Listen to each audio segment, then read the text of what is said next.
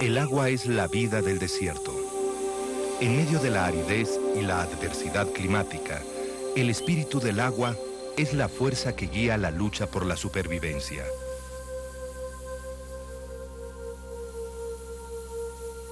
Al sur del desierto de Chihuahua, este principio cobra un doble significado. El agua es el recurso menos predecible, pero existe también en abundancia. Es el reducto de millones de años de historia que ha dado lugar a un fenómeno geológico y evolutivo excepcional, la cuenca de Cuatro Ciénegas, integrada por una red de pozas de aguas salobres, arroyos, túneles subterráneos, pozos artesianos y ciénegas que albergan una increíble variedad de peces, crustáceos y reptiles que han podido evolucionar como en ningún otro desierto del mundo.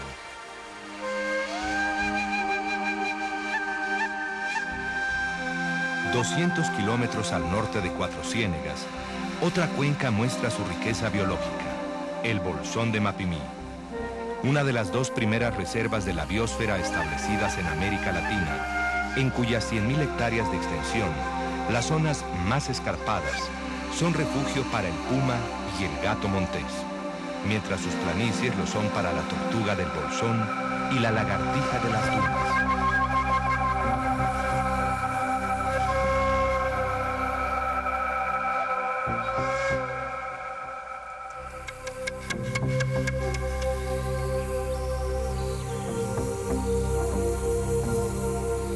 Cuatro Ciénegas, el espíritu del agua.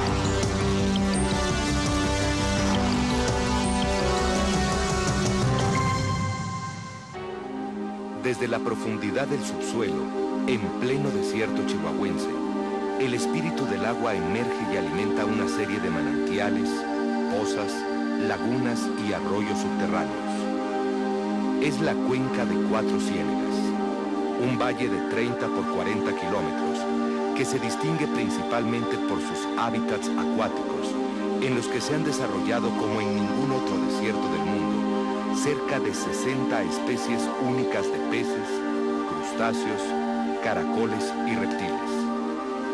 Sumergirse en sus aguas es viajar en el tiempo 90 millones de años atrás, cuando el valle formó parte del Golfo de Tamaulipas, en el que dominaban los ecosistemas marinos y costeros. Amplias zonas en donde el agua era desde entonces el principal medio de vida. En constante vaivén, todos los habitantes que pueblan estas aguas se mueven a ritmo de la corriente, como si el agua fuera la que orquestara el orden al interior. Cada ambiente acuático tiene su propia biodiversidad. En el caso de los peces, no todas las especies viven en el mismo tipo de acuario. Donde los canales se han abierto, los peces se mezclan e interactúan con otras especies que anteriormente no estaban presentes. En pozas y ríos, la variedad de peces está en relación al tamaño. Entre mayores son las pozas, mayor también es la diversidad. Entre las especies más características que viven en las partes bajas, están dos tipos de mojarra. Una de color negro que, al igual que sus antepasados, es carnívora y se alimenta principalmente de peces pequeños. La otra, de color blanco, llamada mojarra de Cuatro Ciénegas, ha transformado su comportamiento y desarrollado un ingenioso sistema para alimentarse. Dado que la vegetación acuática es inexistente en las aguas que habita, la mojarra blanca se clava en el fondo arenoso, introduciendo casi el total de su cuerpo para detectar diminutos caracoles que, una vez que los captura, los tritura por completo y con extraordinaria maestría expulsa los restos de su concha para separar la parte comestible.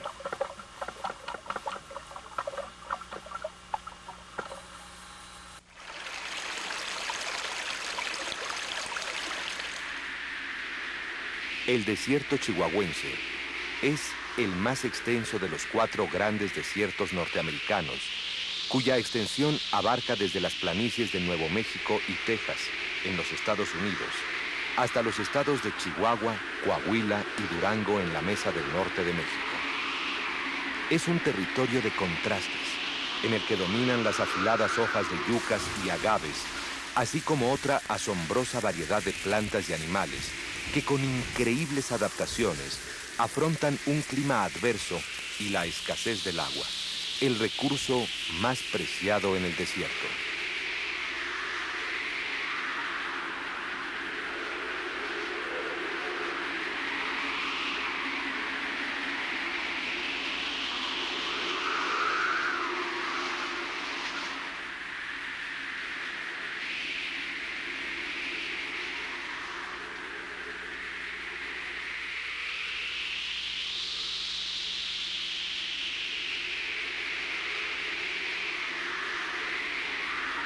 El desierto de Chihuahua conoce de sierras, planicies y cuencas cerradas.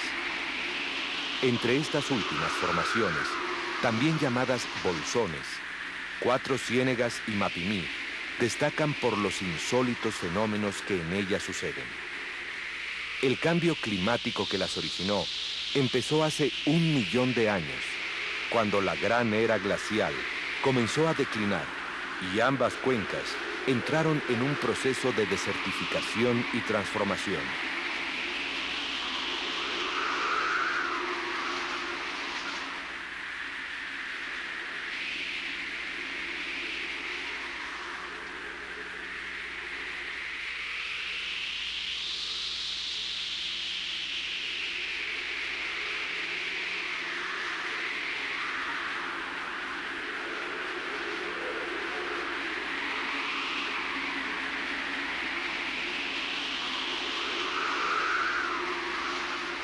En el bolsón de Mapimí, el espíritu del agua permaneció apenas perceptible, como generador de la evolución de plantas y animales en el nuevo medio árido. Mientras, en el Valle de Cuatro Ciénegas, el agua lo hizo de manera espectacular, creando islas de agua en medio de un océano de arena, acuarios marinos entre el matorral desértico y las dunas de yeso.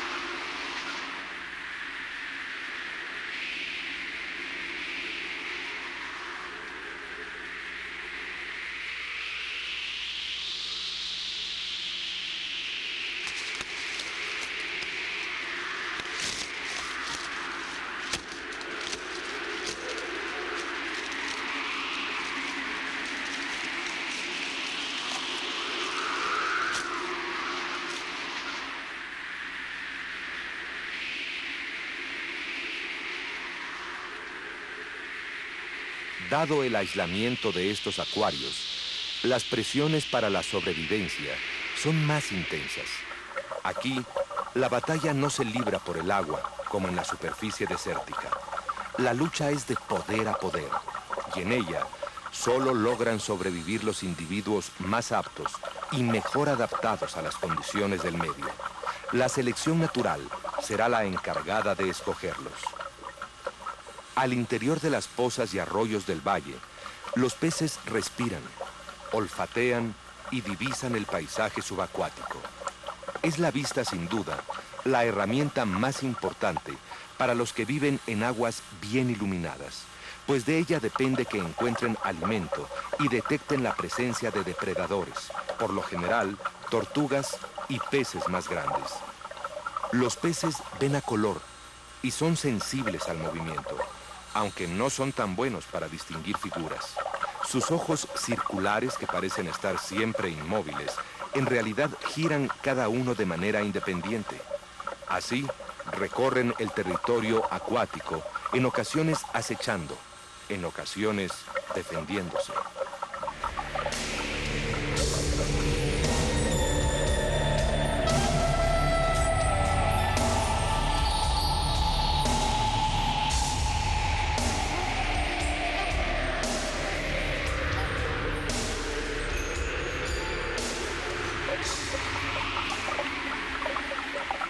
Hay otros peces que se valen de estrategias diferentes para navegar entre las mineralizadas aguas del valle.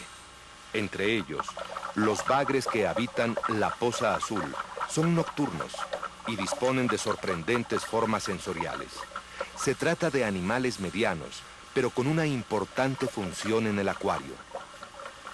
Como la vista le resulta inútil al haber poca luz, el bagre recurre a sus barbillas o antenas para captar su posición por el tacto.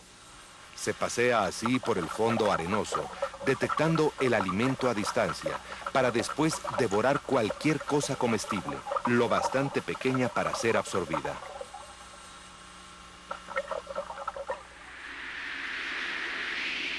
Al centro del Valle de Cuatro Ciénegas, un nuevo paisaje muestra la riqueza de sus ambientes.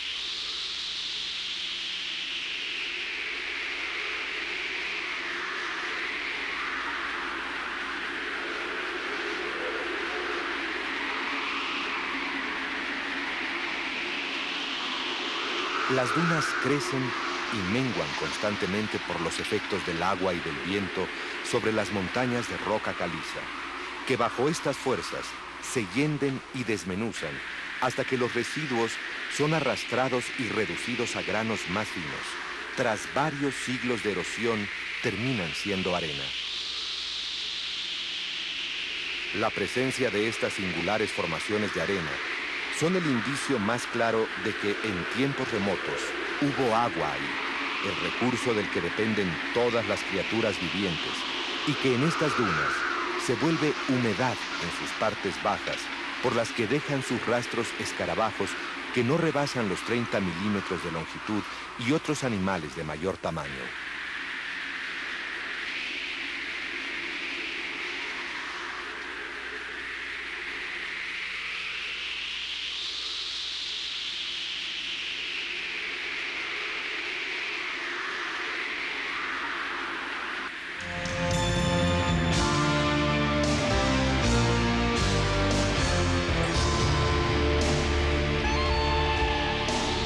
Bajo estas arenas se escucha todavía el murmullo de un desierto cantante, cuyo eco se extiende a todo el valle.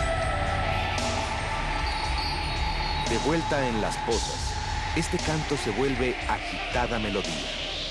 La mayoría de los peces son extremadamente sensibles a los cambios de presión que se producen en el agua. Se trata de una función ancestral de la línea lateral, de un canal situado bajo las escamas, que puede observarse en forma de línea punteada de pequeños poros y que se curva desde el recubrimiento de las branquias hasta la cola. Cuando las fuertes ondas de choque dan contra un pez, es como si a nosotros nos abofeteara un ventarrón. Además de detectar las ondas de presión, los peces escuchan ondas de sonido transmitidas a través del agua. Al igual que nosotros, tienen un oído interno que les ayuda a mantener su propia ubicación, a guardar distancia con respecto a los demás miembros que habitan en las pozas.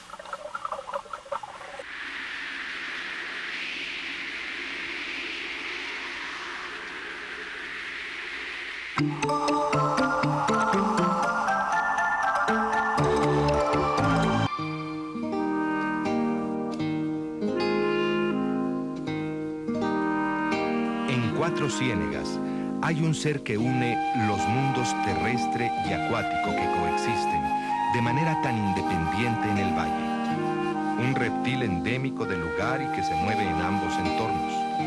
La tortuga Terrapene coahuila, también llamada bisagra, hace honor a la leyenda que la envuelve desde tiempo inmemorial, desplazándose sobre el suelo árido con lentos y pausados movimientos, a una velocidad que alcanza como máximo los 6 o 7 metros por minuto.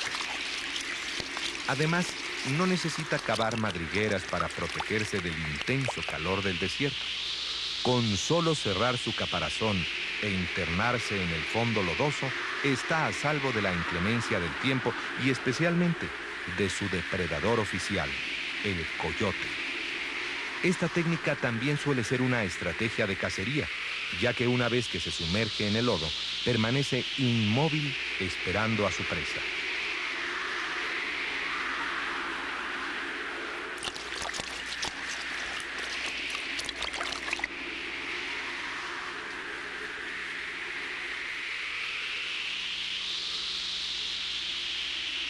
A 200 kilómetros de ahí, en el Bolsón de Mapimí, y tras miles de años de adaptación al medio terrestre, otra tortuga de origen acuático se encuentra amenazada por la extinción, causada por años de sobreexplotación de su carne, tradicionalmente consumida por los habitantes de la región.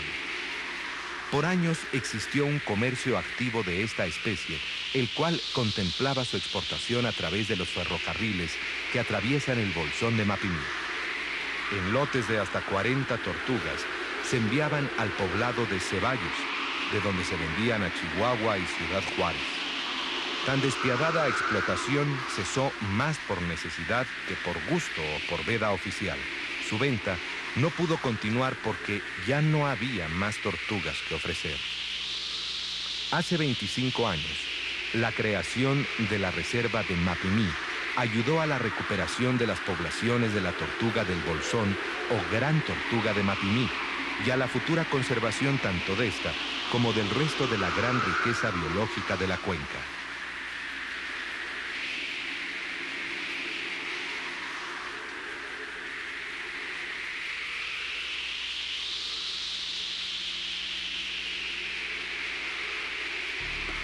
Mapimí es, junto con la Michilía en Durango, una de las dos primeras reservas de la biosfera en México y de las primeras en el mundo. Se localiza en el vértice de los estados de Chihuahua, Coahuila y Durango y está limitado por pequeñas sierras que corren más o menos paralelas y cuyas bases presentan abanicos aluviales en suelo pedregoso.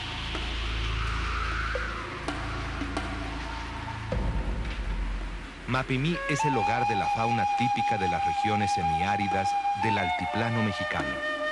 Aquí viven 270 especies de vertebrados, entre reptiles, mamíferos y aves. Entre los más notables, el águila real y la tortuga del Bolsón. Esta última, cuyo nombre científico es Gopherus flavomarginatus, es uno de los seres desérticos que mejor se adapta a las condiciones de extremo calor, aunque la mayor parte del día, mientras come o busca comida, se encuentra a la sombra. Llega a pasar hasta un 80% de su vida enguarecida en su madriguera, la cual llega a medir hasta 10 metros de longitud. Es totalmente herbívora. Se nutre de hojas verdes, frutos, flores y aprovecha de tal manera el alimento vegetal que consigue extraer de allí el agua necesaria para sobrevivir en los meses de sequía.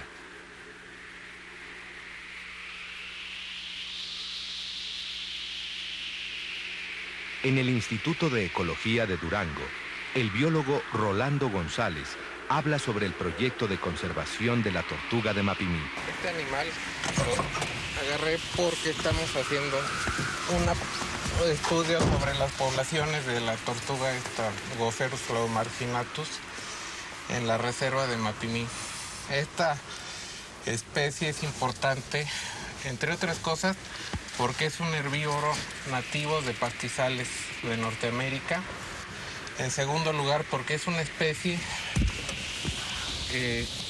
amenazada, que las leyes mexicanas en años recientes han considerado como una necesaria su protección, y lo que queremos nosotros es conocer las características de la historia de vida de esta especie y lo que descubramos, aplicarlo en un plan de manejo y conservación de la especie.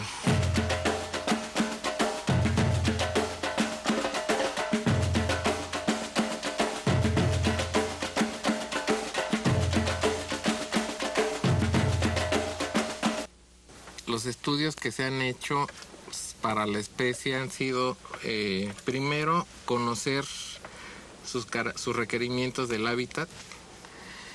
Segundo, saber cómo está la población, cómo está distribuida la población, qué es lo que necesita la población, cuántos animales existen, cómo están repartidos los sexos. Y después nos hemos metido de lleno a estudiar aspectos de su biología reproductiva.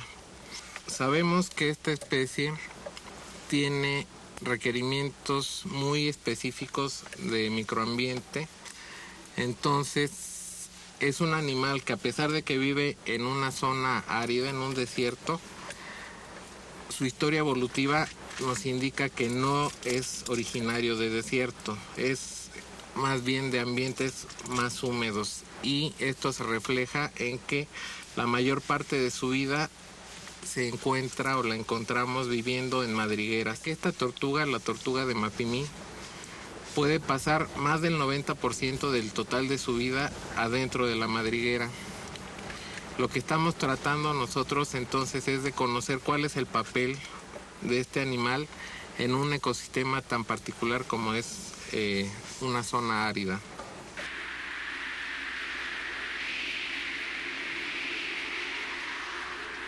Las 3 especies de tortugas terrestres Gopherus de América excavan profundas madrigueras en la arena. En estas galerías subterráneas viven no solo las tortugas, sino un gran número de seres que se refugian así de los ardores del sol.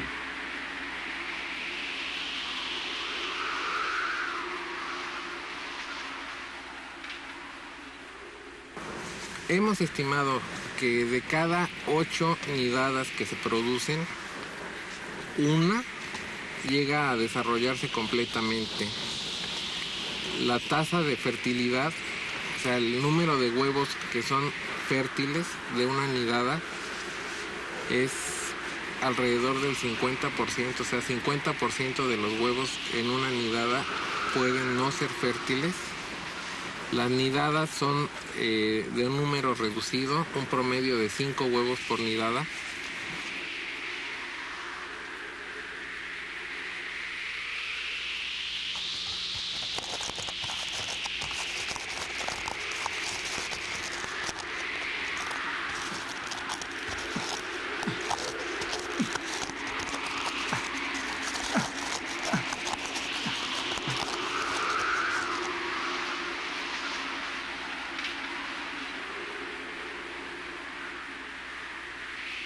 Si queremos entender la importancia de los recursos, o si queremos saber cómo manejar los recursos naturales de un ecosistema árido, de un ambiente árido, necesitamos entender qué papel juega cada uno de sus componentes.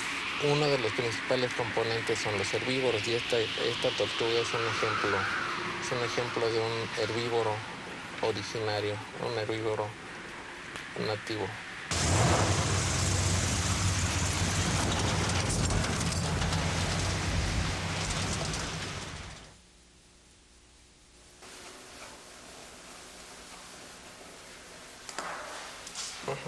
Bueno, cada uno de los animales que agarramos les hacemos un registro, una ficha de registro. Entonces marcamos todas las medidas y las características, anomalías de la concha y coloración. Esto nos sirve para darnos una idea de cómo está compuesta la población, cuántos adultos, cuántos juveniles, cuántas hembras, cuántos machos.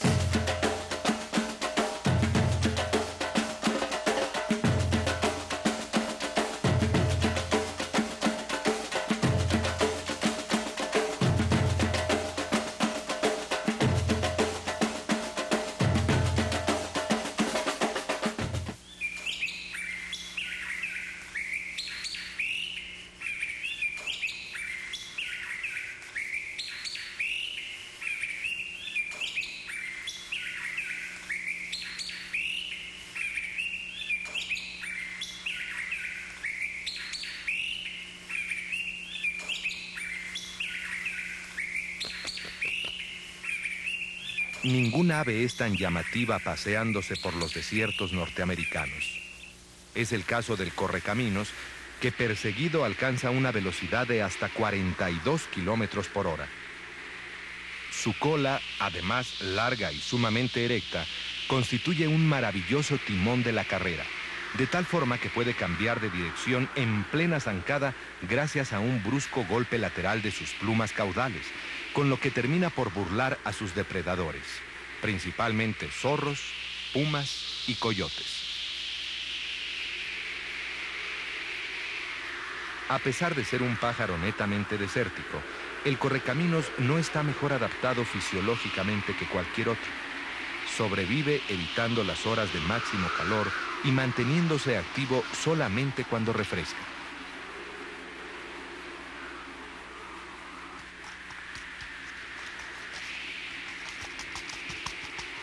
La búsqueda de agua domina la vida de muchas criaturas del desierto. Unas pocas, como la rata canguro, han reducido tanto la necesidad de ella que extraen suficiente líquido para sobrevivir a partir del alimento que ingieren. La rata canguro ha dado pruebas de una milagrosa adaptación a la aridez, al grado de recibir el calificativo de avara cuando se trata de gastar agua. Excepto sus saltos para huir de un peligro, la rata canguro evita todo consumo de energía. Además, tiene la ventaja de ser pequeña, una característica común a casi todos los pobladores de las tierras áridas, a los que les es más fácil encontrar sombra durante las horas de calor y cobijo durante las frías noches.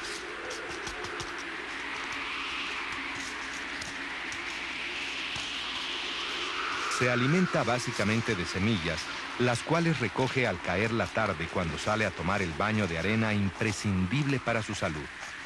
Si las semillas no están perfectamente secas, entonces vacía sus bolsas faciales no en su madriguera, sino en otras pequeñas excavaciones, donde las entierra provisionalmente hasta que alcancen la humedad adecuada. Todos estos hábitos recolectores que hablan de una cuidadosa organización para la supervivencia se traducen en beneficios no solo para la rata canguro, sino para la propia ecología del desierto. Los roedores son los grandes dispersores de semillas, como lo explica la bióloga Lucina Hernández del Instituto de Ecología de Durango.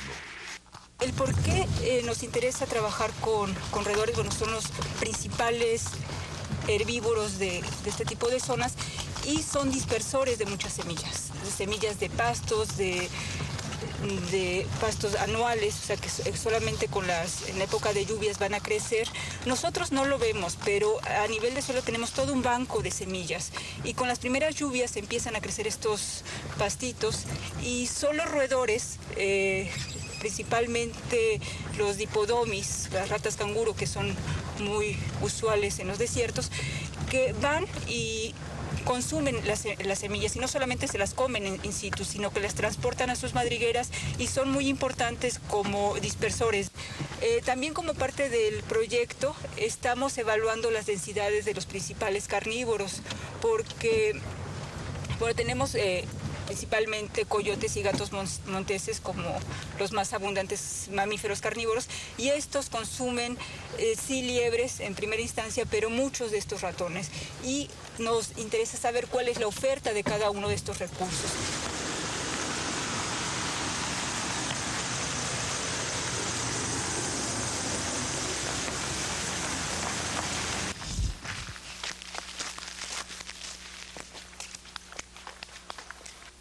En este momento vamos a poner trampas.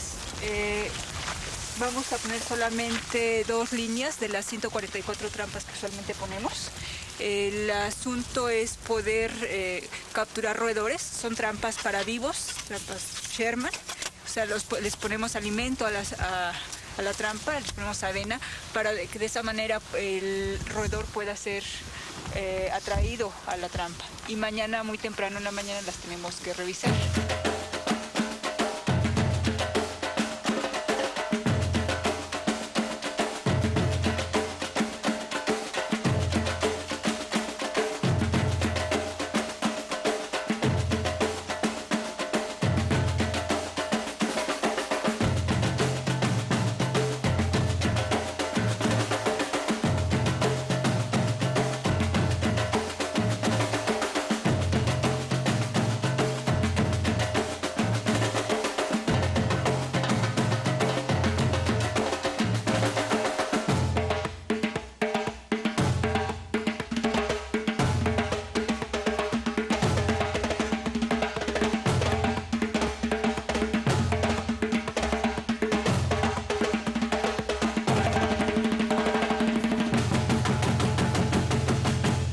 Estamos monitoreando roedores para ver los cambios en la estructura de la comunidad de roedores.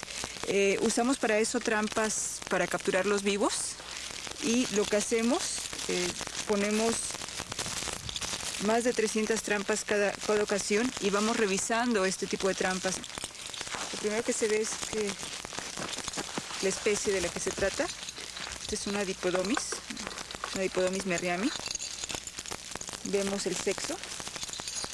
Queremos saber cuál es la relación de machos y hembras que existe en las comunidades, en las poblaciones.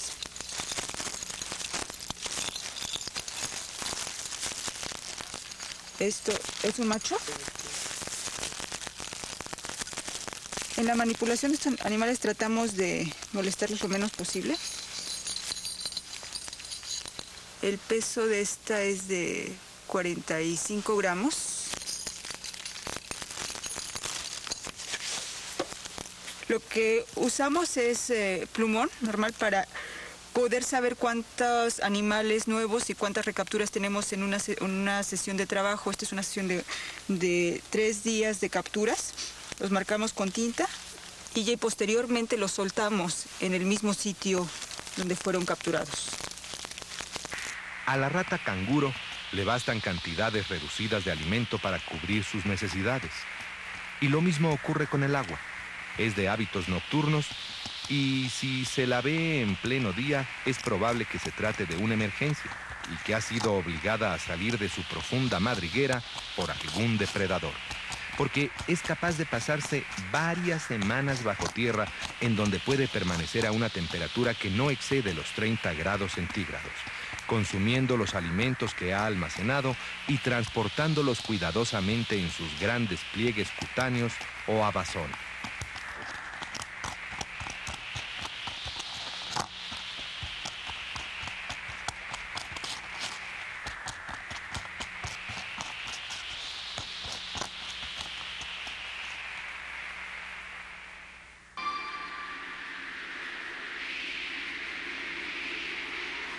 Todos los organismos del desierto, animales o plantas, hacen lo posible por conservar el agua en su cuerpo. La forma en que lo consiguen las liebres tiene una explicación a todas luces visible.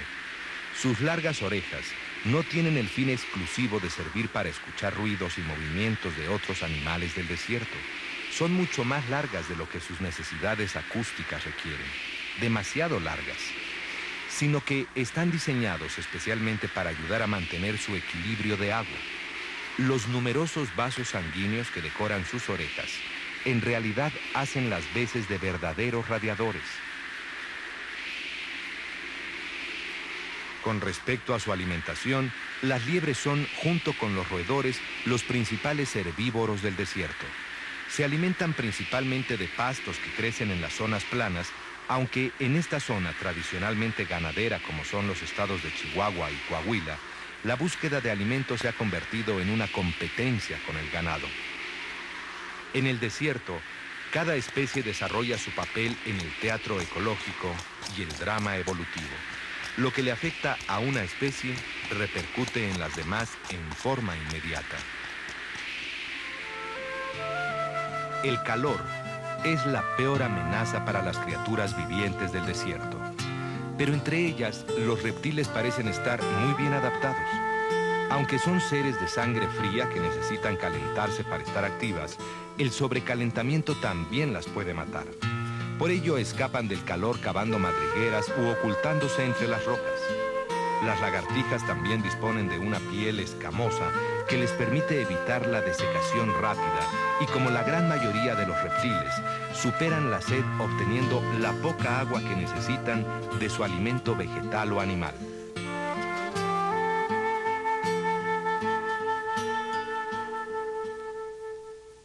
Este organismo es uno de los más estudiados en el mundo. Es un organismo muy polimórfico en varias de sus características morfológicas, genéticas, y se llama Uta stansburiana.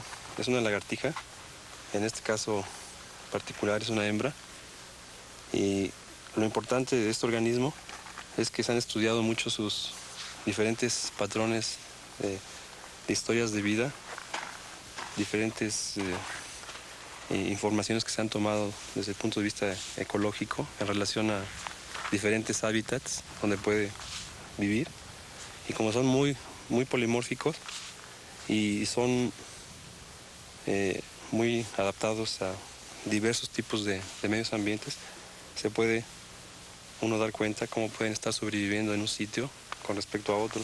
Estos organismos, como muchos otros reptiles, lacertilios, es decir, lagartijas, tienen la capacidad de soltar la cola bajo una presión de un depredador o también por interacciones de tipo intraespecíficas o intrasociales, por agresividad territorial entre los mismos. ¿Y lo pueden desprender? La desprenden y la regeneran. Y estos organismos pueden vivir en desiertos fríos hacia el norte de los Estados Unidos o en desiertos más calientes como sería el centro y el sur del desierto chihuahuense. Entonces el hecho de tener información ecológica de estos organismos también nos da la posibilidad de ver cómo un vertebrado está respondiendo ante diversas presiones medioambientales tan drásticas como serían las que podemos observar aquí. Esta especie se llama Olbroquia maculata y está muy emparentada con una lagartija que vive nada más exclusivamente en dunas. Es una hembra joven y lo que vamos a hacer es un tratamiento para calmarla y poderle ver algunas características del abdomen. Normalmente nosotros manejamos al animal así. Se le soba el abdomen y se pone así. Seguramente lo vieron con los lobos en Michilia.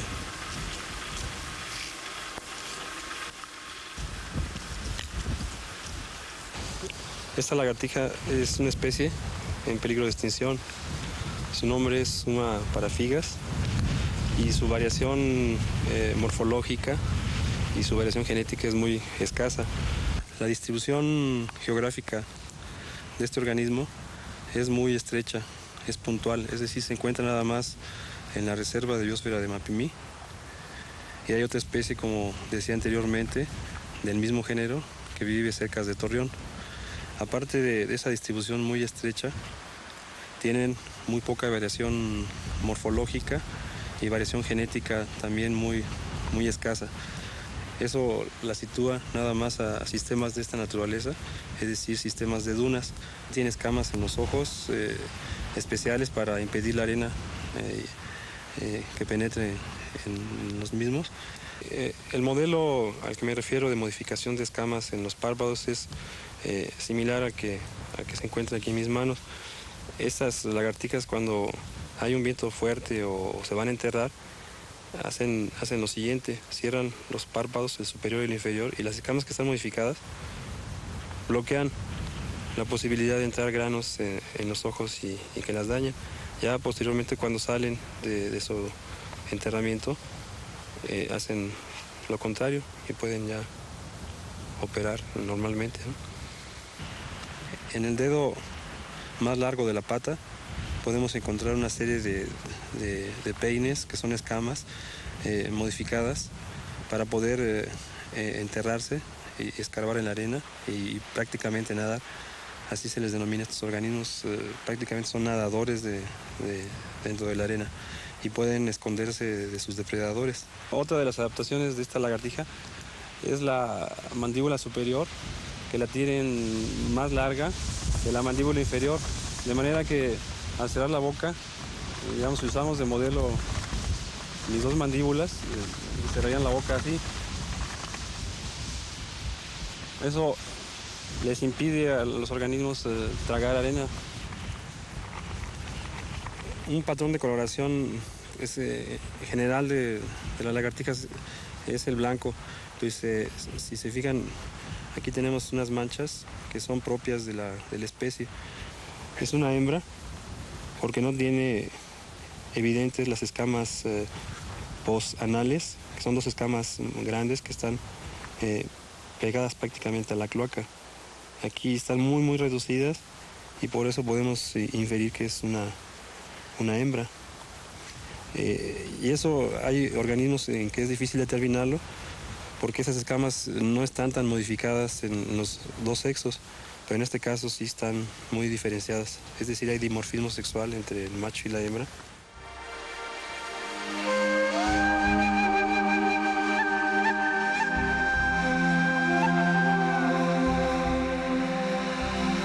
La contraparte de esta lucha por atesorar terreno y con ello la mayor cantidad posible de humedad ocurre en 4 ciénegas en el cauce del río Los Mezquites. En estas aguas de poca profundidad hay algo más que formas, luz y color. También hay vida, olores y sonidos. Se trata de unas plantas espectaculares que se mueven en la superficie del agua. Las ninfas o nenúfares semejan a unas balsas flotantes de intenso color verde que proporcionan a los peces verdaderos festines.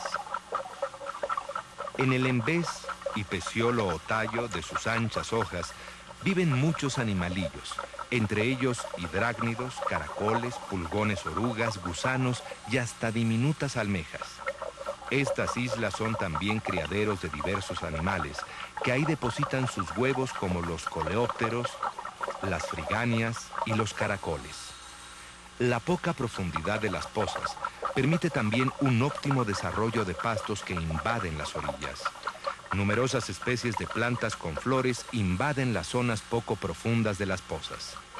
Al filtrarse los rayos del sol, consiguen alimentarse a partir del proceso de fotosíntesis, contribuyendo así a la cadena alimenticia de este complejo ecosistema acuático en medio de un gran desierto.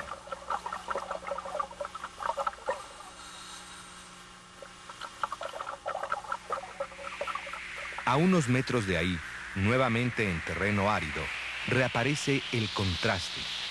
Aquí crecen ante el desafío de los elementos diversas cactáceas de origen endémico, entre ellas espinosas chollas equipadas con un magnífico aparato de absorción con el que defienden el tesoro de su líquido, no solamente de posibles animales, sino especialmente de la evaporación. Desprovistas de hojas y con su forma redondeada, están en posibilidad de reducir al máximo el contacto con el aire abrasador, mientras su llamativa cubierta de espinas constituye una barrera para el aire caliente y deshidratante.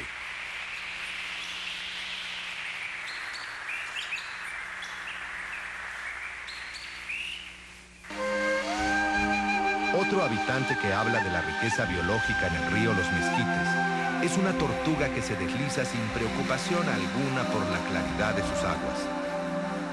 Fluye con la corriente mostrando un cuerpo blando, cuyo caparazón parece también doblarse.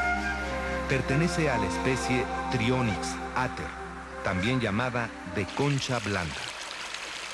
A diferencia de la tortuga bisagra, que cerrando su caparazón reduce el peligro de ser depredada, esta tortuga se refugia en el agua evitando la desecación y el acecho de posibles depredadores. Es común verla viajar por el cauce del río Los Mezquites y sus arroyos tributarios, pues en contadas ocasiones se arriesga a incursionar en la tierra y lo hace al amparo de la noche cuando se sabe más protegida. Pero no solo la fauna acuática llama la atención en estos complejos sistemas de agua. También existen formaciones que se guardan en el fondo arenoso, atesorando millones de años de historia e intentando sobrevivir como comunidades excepcionales en la era moderna. Las cianofitas o estromatolitos se encuentran donde quiera que haya humedad constante. Están compuestos por un conjunto de especies microscópicas que en 1 metro cuadrado pueden llegar a formar hasta 5.000 millones de individuos vinculados por relaciones que mantienen unida a la comunidad. En los orígenes de la vida sobre el planeta, los estromatolitos fueron formaciones dominantes que envenenaron los océanos con oxígeno, un gas extremadamente tóxico para el resto de las bacterias. Así ganaron los mejores sitios en las aguas someras con mejor exposición al sol, y las cianobacterias empezaron a llenar la atmósfera con oxígeno, transformándolo en un legado que hoy hace posible nuestra vida. La capacidad actual de las plantas para realizar la fotosíntesis proviene de estas antiguas cianobacterias, que ahora residen dentro de sus células como fábricas solares llamada cloroplastos. Nuestras células incluso tienen esos mismos antepasados bacterianos. Los cientos de estromatolitos que habitan las aguas en Cuatro Ciénegas obligan nuevamente a retroceder en el tiempo, a desatar la imaginación con la visión de un planeta con días más cortos, un sol joven y pálido y numerosas hilas de roca volcánica que descollaban entre las olas.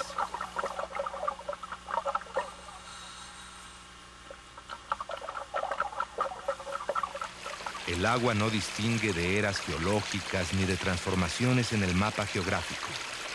Se mantiene como desde sus orígenes, con el único fin de alimentar la vida en la Tierra.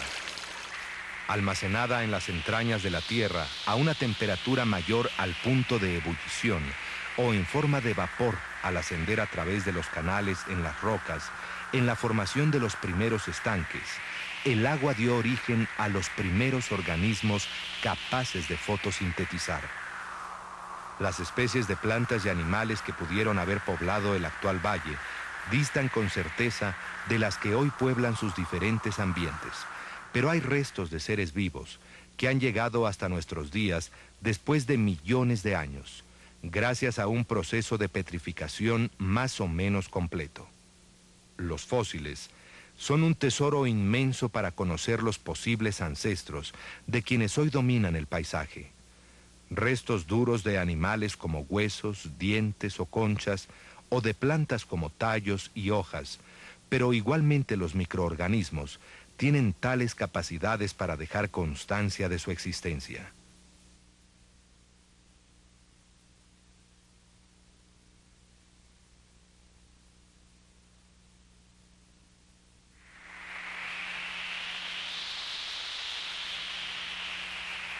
Por las noches, las pozas presentan una dinámica igualmente atractiva. A esta hora es posible ver pasearse a un crustáceo milenario que interactúa en estas aguas con un sinfín de diminutos organismos. Es un camarón incoloro, cuyo cuerpo segmentado es como una armadura.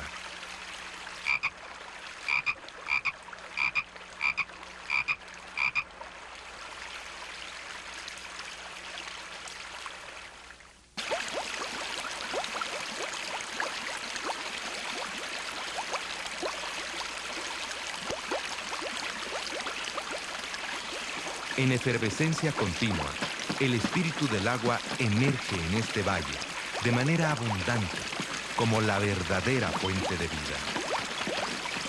Nace para beneficiar a campo y arroyo, a hombre y a animal, sin atribuirse mérito alguno por ello.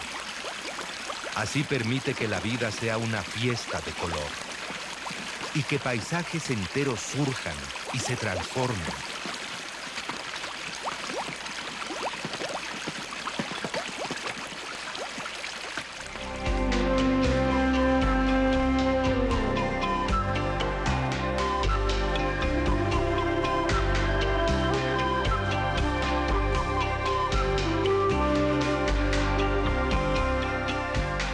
Oculta en el interior de plantas y semillas, del agua depende, paradójicamente, gran parte de la vida en el desierto chihuahuense.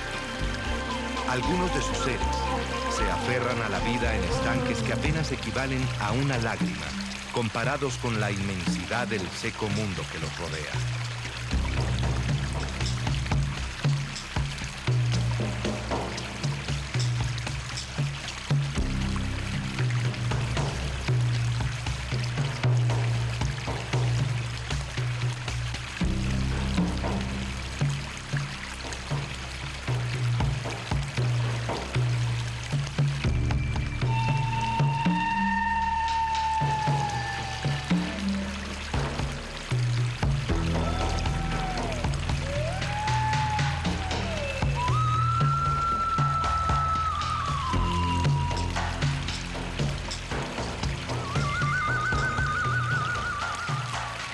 Una vez que el calor pasó, el desierto empieza a vivir a la luz de la luna. El agua se da por satisfecha, acumulándose para descansar en los lugares más bajos y oscuros de la tierra. Es el espíritu que murmura para volver a ser canción.